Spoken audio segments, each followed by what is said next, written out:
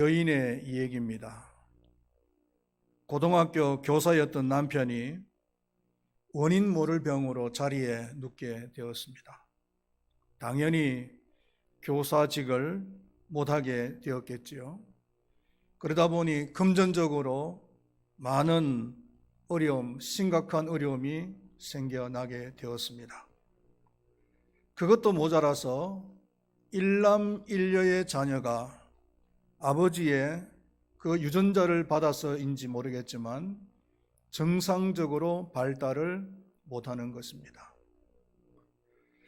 동년배 아이들보다 비정상적으로 발육이 되어지는 그 자녀들을 보는 이 여인의 심정은 얼마나 괴로울까요? 이 세상의 모든 부모들은 자식들이 잘 자라기를 원합니다. 자식이 잘 자라는 것을 보면은 낳을 때의 고통과 기를 때의 수고도 다 잊어버리게 되죠. 하나님도 마찬가지라는 겁니다. 하나님께서도 하나님의 자녀들인 우리들이 잘 자라기를 원하십니다. 그래서 바울도 고린도 성도들에게 어린아이와 같이 젖만 먹지 말고 성숙한 신앙인이 되어서 딱딱한 식물도 먹을 수 있는 성도가 되어라 라고 권고를 하는 것을 볼 수가 있습니다. 모든 신앙인들은 빨리 자라가야 될 줄로 믿습니다. 그래야 교회에 기여를 할 수가 있고 하나님께 기쁨을 줄 수도 있는 것입니다. 이런 서론을 전제로 해서 오늘 본문 말씀에 들어가 보도록 하겠습니다. 부활 승리하신 후 성천하시는 주님께서는 교회에 5가지 직분을 주셨다라고 말씀을 하고 있습니다. 11절 말씀을 우리 한번 다 같이 읽어보겠습니다. 그가 어떤 사람은 사도로, 어떤 사람은 선지자로, 어떤 사람은 복음 전하는 자로, 어떤 사람은 목사와 교사로 삼으셨으니 사도와 선지자, 그리고 복음 전하는 자, 그리고 목사와 교사, 이 5가지의 직분을 말하고 있습니다. 물론 교회 안에 이 5가지 직분만 있는 것이 아니라 더 많은 직분이 있겠지만은 1세기 교회 당시에 대표적인 교회 안의 직분을 얘기하는 것입니다. 이들 중에서 사도와 선지자직은 지금은 종결되어졌습니다. 이 사도와 선지자직은 교회 창설기에 아주 뼈대와 같은 역할을 했던 직분들입니다. 그러나 지금은 사도와 선지자직은 종결되어졌습니다. 그 다음에 복음 전하는 자들입니다. 교회 밖에 불신자들에게 복음을 전하는 자들이죠. 특별히 불신자들에게 관심을 많이 가진 자들입니다. 이들을 통해서 교회의 양적 부흥이 이루어지는 것입니다. 그리고 목사와 교사들입니다. 이 목사와 교사들은 교회 안에서 하나님의 말씀을 전하거나 하나님의 말씀으로 양육을 하는 사람들이에요. 이 사람들을 통해서 교회의 내적 성장이 이루어지게 되는 것입니다. 이 밖에도 교회 안에는 여러 가지 은사와 직분들이 있다고 했습니다. 그러나 알아야 될 것이 뭐냐면은 하나님께서 우리에게 이러한 은사와 직분을 주시는 것은 우리가 이런 직분을 받기에 온전한 사람이기 때문에 주는 것이 아니라는 겁니다.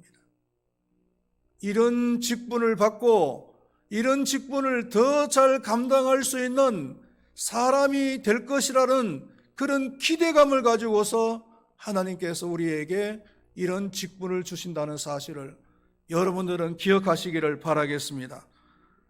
그렇기 때문에 직분을 받은 자들은 더욱더 겸손하게 직분을 감당을 해야 된다는 것입니다. 목사인 저 자신만 해도 그렇잖아요. 신학교를 졸업하고 목사라고 하는 직분을 주셨을 때 온전한 목사니까 목사직을 주셨겠습니까? 그때는 아무것도 모르고 철도 없는 그저 열정만 있는 그런 목사에 불과했어요. 그러나 앞으로를 내다보면서 하나님께서 목사직을 주실 거 아니겠습니까? 그러니까 우리가 모든 직분을 받은 자들은 이러한 것을 알고 더욱더 겸손한 자세로서 주어진 직분을 감당해야 될 줄로 믿는 것입니다. 이런 직분을 주신 목적이 뭐냐? 이런 직분을 그냥 주시는 것이 아니라 목적이 있다는 거예요. 12절에서 13절 말씀을 우리 한번 다 같이 읽어보겠습니다. 이는 성도를 온전하게 하여 봉사의 일을 하게 하며 그리스도의 몸을 세우려 하심이라. 우리가 다 하나님의 아들을 믿는 것과 아는 일에 하나가 되어 온전한 사람을 이루어 그리스도의 장성한 분량이 충만한 데까지 이르리니. 그 12절과 13절 말씀에 보면은 하나님께서 우리에게 직분을 주신 세 가지 목적이 있다라고 말씀을 하고 있습니다. 첫 번째 목적이 뭐냐면은 다른 사람들이 온전한 성도가 되어서서 봉사의 일을 할 수 있도록 다른 사람을 섬기는 일을 하기 위해서, 다른 사람이 더 성숙해져서 봉사의 일을 할 수 있도록 그 사람을 섬기게 하기 위해서 이런 직분을 허락해 주셨다는 겁니다. 12절 말씀에 이는 성도를 온전하게 하여 봉사의 일을 하게 하며 이렇게 말씀을 하고 있죠. 그러니까 직분을 받은 사람들은 다른 사람에게 선한 영향력을 미쳐야 된다는 겁니다. 그래서 온전한 신앙인이 되도록 만들어줘야 되고, 그래서 마침내 그 사람도 교회에 봉사의 일을 할 수 있도록 섬겨야 된다는 거예요. 직분을 받은 사람들은 교회 안에 봉사를 해야 된다는 것을 우리가 알게 되고, 또한 사역자들의 좋은 동력자가 되어져야 된다는 것을 우리는 알게 되지요. 우리가 성경을 통해서 바나바라고 하는 사람을 알게 되잖아요. 바나바는 어떤 사람입니까? 바울에게 있어서 아주 중요한 동력자였습니다. 바울이 확신을 가지고서 사역을 할 수 있도록 만들어준 사람이 바로 바나바라고 하는 사람이잖아요. 바울이 부활하신 예수님을 만나긴 만났지만은 아직까지도 확신 가운데서 있지는 못했어요. 그리고 선교사로서 그런 분명한 사명감을 가지고 있지는 못했어요. 그래서 고향 아라비아에 가서 3년 동안 그 은신 생활을 하고 있을 때 바나바가 그 바울을 삼고초려해서 데리고 와서 같이 사역을 하고 확신을 주고, 그리고 같이 선교를 출발했던 사람이 바로 바나바잖아요. 그러니까 세계적인 선교자로서 바울이 있기까지는 절대로 이 바나바의 역할을 간과해서는 안 된다는 겁니다. 바울이라고 하는 위대한 선교사가 나오기까지는 바나바라고 하는 좋은 그런 신앙의 동력자, 사역의 동력자가 있었다는 것을 우리는 기억을 해야 된다는 거죠. 또 우리는 성경을 통해서 아리스토고라는 사람을 우리는 듣게 되는데요. 이 아리스토고라고 하는 사람은 성경에 한 5번 정도 이름이 나옵니다. 그런데 이 사람은 무슨 위대한 일을 한 사람이 아니에요. 그런데 어떤 때 이름이 나오냐면은 바울이 힘들고 어려울 때에 바울과 함께 했던 몇몇 안 되는 사람의 그 명단 중에 이 사람이 나와요. 바울에게 있어서 얼마나 힘이 됐겠어요. 가장 힘들고 어려울 때에 옆에 같이 준 거예요. 그 위대한 일을 한 것이 아니에요. 그냥 바울이 가장 힘들고 어려울 때 옆에 있어줬어요. 있었다고요. 그러니까 바울에게 있어서는 자기에게 많은 것을 해주고 큰 일을 해준 사람보다도 오히려 이 아리스토거가 더 감사하게 느껴졌고 정말 좋은 동역자라고 느껴졌지 않겠어요?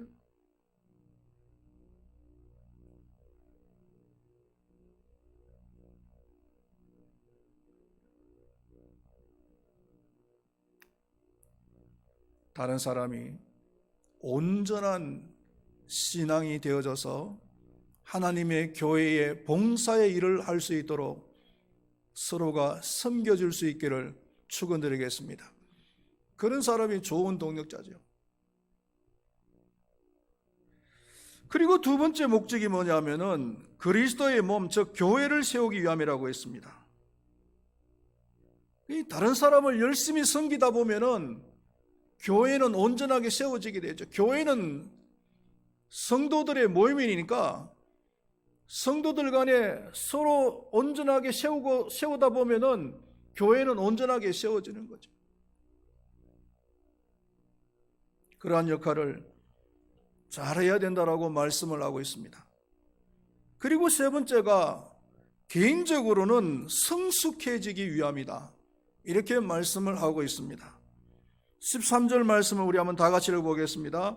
우리가 다 하나님의 아들을 믿는 것과 아는 일에 하나가 되어 온전한 사람을 이루어 그리스도의 장성한 분량이 충만한 데까지 이르리니.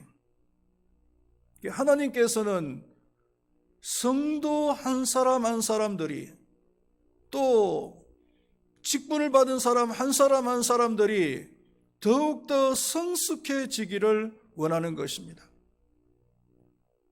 또 성숙해지는 사람들을 보면은 하나님께서 가장 기뻐하시는 거예요.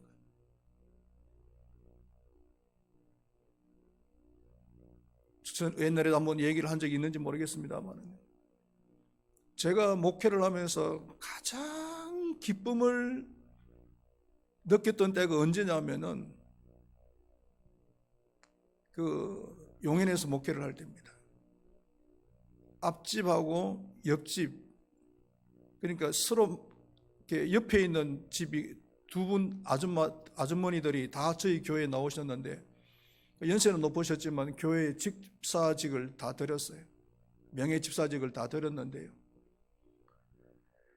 같은 교회에 놓으면서, 그러니까 뭐 제가 그곳에 가기 전에는 교회를 안 다니셨던 분들이신데 저희들이 가서 이제 전도를 해가지고 다시 교회를 나오기 시작해서 신앙생활을 시작하신 분이니까 신앙의 연륜이 그다지 높으신 분들이 아니에요. 근데 한 교회에 놓는데 서로 친하게 지내면 얼마나 좋겠습니까? 그런데 원수같이 지내는 거예요. 원수처럼. 왜 원수처럼 지내느냐 하면은 그 윗집의 처마가 조금 이 바운더리를 넘어서 아랫집으로 넘어온 거예요. 그러니까 비만 오면은 물이 아랫집에 뚝뚝 떨어지는 거예요. 그러니까 아랫집에서는 뭐 불만이 있겠죠. 그런데 또 윗집에서는 미안하다는 말도 안 하고 뭐 어떻게 해결해 주겠다는 말도 안 하고 하니까 서로 막 감정 싸움이 나가지고 그 윗집의 분도 뭐 보통 분이 아니에요. 뭐 재혼하신 분이신데 뭐 옛날 자기 전 남편이 뭐 전라도 어디 경찰서장까지 했다 그러면서 막 파출소 찾아가가지고 큰 소리 치고 뭐 그 면에서 그 두 사람이 싸우는 걸 갖다가 모르는 사람이 없을 정도로 그만큼 요란스럽게 싸우는 거예요. 그러니까 두 사람이 교회를 놓긴 노는데요. 교회 나와도 한 사람은 이쪽에 있고 한 사람은 이쪽에 앉고 교회 들어오면은 이렇게 이쪽으로 탁 교회 이렇게 둘러보는 어디 앉았나 보고는 이쪽에 앉았으면 이쪽에 앉고 이쪽에 앉았으면 이쪽에 앉는 거예요. 그러니까 교회의 덕도 안 되고 마을의 덕도 안 되고요. 그 두 분들 위해서 얼마나 기도 많이 했겠어요. 그리고 어느 날 한 분이 그 윗집에 앉아 계신 분이 사시는 분이 몸이 좀 편찮으시더라고요. 신방을 가가지고 거짓말 아닌 선의의 거짓말을 했어요. 아랫집의 할머니가 너무 걱정을 하고 계신다.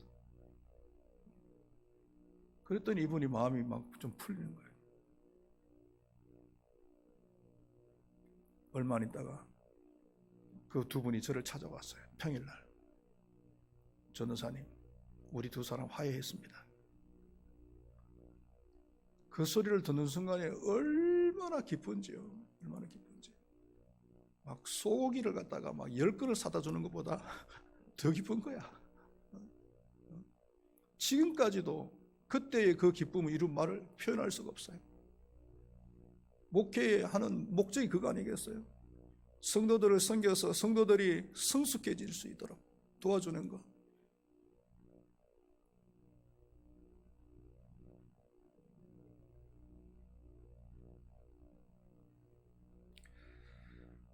어디까지 자라가야 됩니까?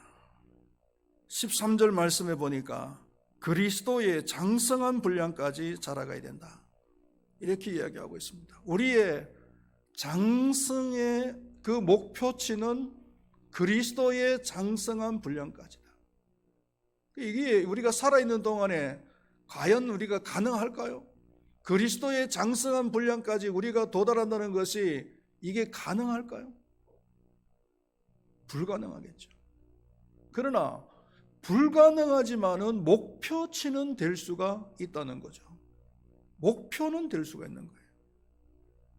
맨날 공부 꼴찌하던 사람이, 아니면 공부 뭐 중간밖에 못하던 사람이 어느 날 목표를 갖다가 전교 1등으로 잡았어요. 가능할까요, 안 가능할까요?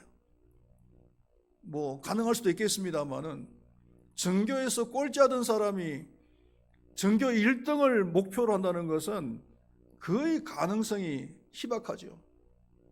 그렇다고 해서 목표로 못 삼을 이유는 뭐가 있습니까? 목표는 할 수 있잖아요.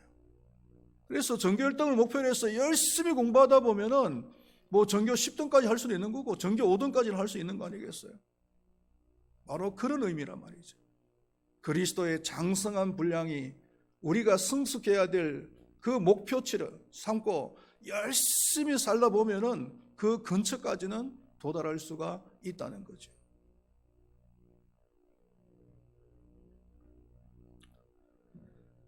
왜 자라가야 되는가? 우리의 믿음이 요동하지 않기 위해서라 그랬습니다. 14절 말씀 우리 한번 다 같이 읽어보겠습니다. 이는 우리가 이제부터 어린 나이가 되지 아니하여 사람의 속임수와 간사한 유혹에 빠져 온갖 유혹의 풍조에 밀려 요동하지 않게 하려 함이라. 요동을 한다는 것은 이리저리 흔들린다. 그 현기증이 날 때, 아니면 그 팽이를 돌릴 때 사용하는 단어예요. 팽이를 돌리면 팽이가 빠르게 돌아가잖아요. 그걸 보고 있으면 어때요? 어지럽잖아요.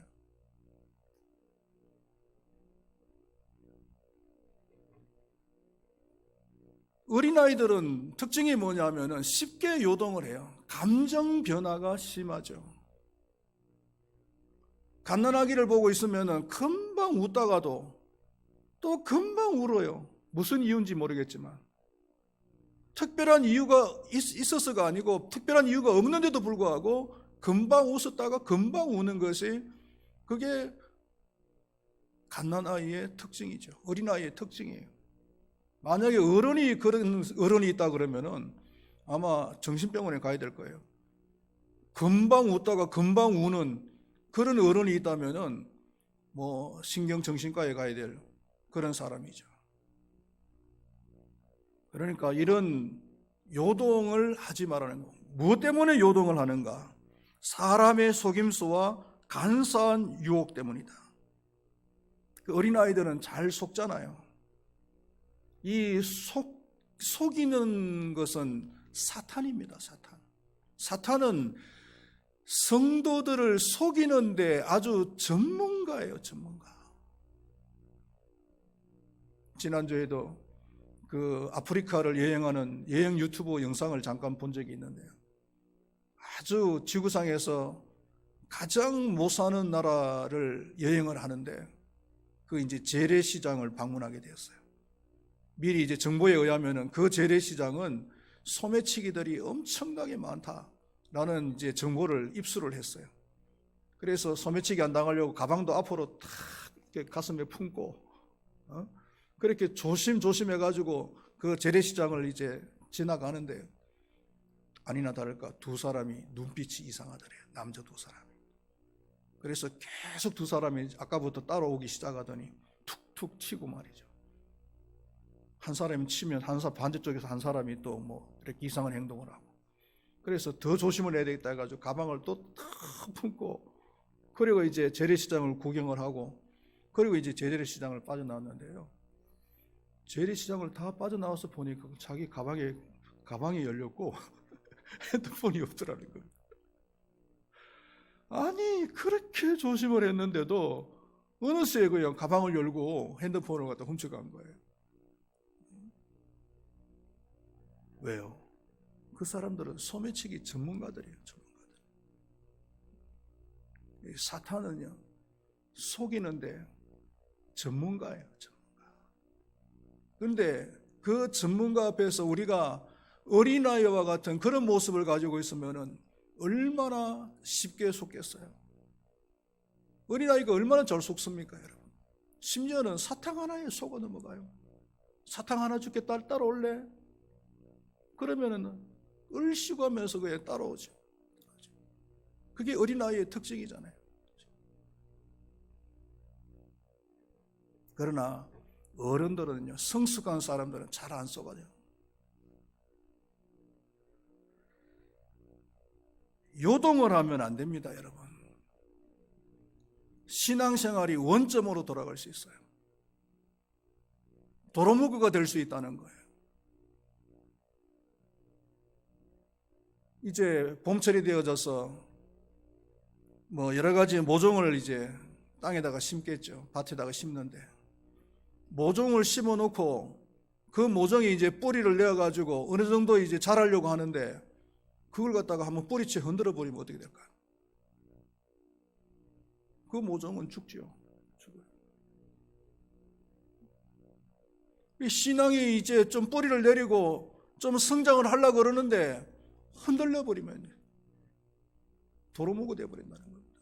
원점으로 돌아가 버린다는 거예요.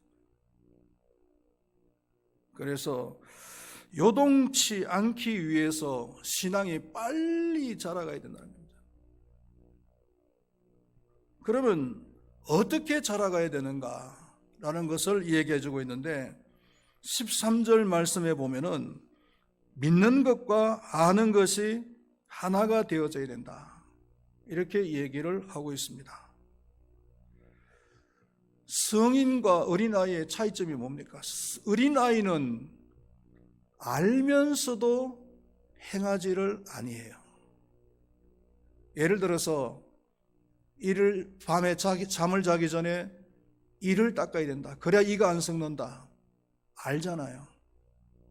그런데 어린아이들이 엄마나 부모님이 얘기 안 하면 지가 알아서 이빨을 닦고 그렇게 잠을 잡니까? 그냥 귀찮아서, 하기 싫어서 그냥 안 닦으려고 그래요. 그러나 성인들은 뭐예요? 누가 뭐라고 안 해도 자기 전에 반드시 이를 닦고 그렇게 자죠. 그게 성인과 어린아이의 차이점이에요. 그러니까 성숙한 신앙인이라는 것은 뭐냐면은 자기가 아는 대로, 자기가 믿는 대로 행동을 하는 거예요. 그게 성숙한 신앙인입니다. 순종을 하면은 기적을 체험할 수가 있습니다. 헌신하면 축복을 경험할 수 있습니다. 기도하면 기도의 응답을 경험할 수가 있다, 알잖아요. 믿잖아요. 그러면은 순종을 해야 되고 헌신을 해야 되고 기도를 해야 되잖아요. 그런데 기도를 안 해. 알긴 아는데 아는 것이 성숙한 것이 아니라는 겁니다. 아는 만큼 아는 대로 행동으로 옮길 수 있는 것이, 그게 성숙해요. 아는 것과 행하는 것이 하나가 되어지는 것, 그것이 바로 성숙이다.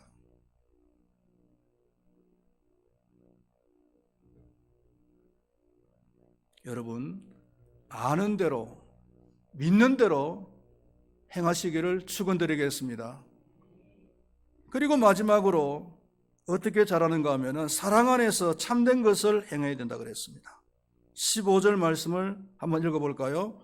오직 사랑 안에서 참된 것을 하여 범사에 그에게까지 자랄지라. 아멘. 됐습니다. 사랑에도 참된 사랑이 있는가 하면은 거짓된 사랑도 있고 서툰 사랑도 있어요. 부모가 자식을 사랑하는데 그렇다면 어떻게 되겠습니까? 영양가 있는 식사도 제공을 해줘야 되고, 또 공부할 때 같이 공부도 봐줘야 되고, 그리고 건강도 챙겨줘야 되고, 시간을 갖다가 투자해서 함께 해야 되잖아요. 그런데 부모가 바쁘다고 해서 식사도 안 챙겨주고 공부도 안 봐주고 그저 용돈으로 그냥 다 때우는 거예요. 그냥 돈으로 다 해결하려고 그래요. 이게 진정한 사랑이겠어요? 참된 사랑이겠어요? 이 사랑은 서툰 사랑이거나 아니면 거짓된 사랑일 거예요. 고린도전서 13장에서 참된 사랑에 대해서 말씀을 해주고 있잖아요. 사랑은 오래 참고, 사랑은 온유하며, 사랑은 시기하지 아니하고, 사랑은 자랑하지 아니하며, 사랑은 교만하지 아니하고, 사랑은 무례히 행치 아니하는다. 이게 참된 사랑의 모습이라고 했어요. 우리 금바위교회 모든 성도님들 간에는 참된 사랑을 나눌 수 있는 그런 관계가 될 수 있기를 바라겠습니다. 말씀을 맺도록 하겠습니다. 직분을 받은 사람들은, 또한 모든 성도님들은 마찬가지입니다. 다른 사람들을 세워가야 됩니다. 그래서 다른 사람들에게 선한 영향력을 미쳐서 다른 사람이 또한 봉사의 일을 할 수 있도록 섬겨 드려야 됩니다. 그리고 그리스도의 몸을 온전히 세워 나가야 됩니다. 뿐만 아니라 자기 자신도 그리스도의 장성한 분량까지 자라갈 수 있도록 노력을 해야 됩니다. 그래서 우리 큰바위교회가 더욱더 온전하고 장성한 분량의 그런 교회가 될 수 있기를 간절히 소원합니다. 기도하겠습니다.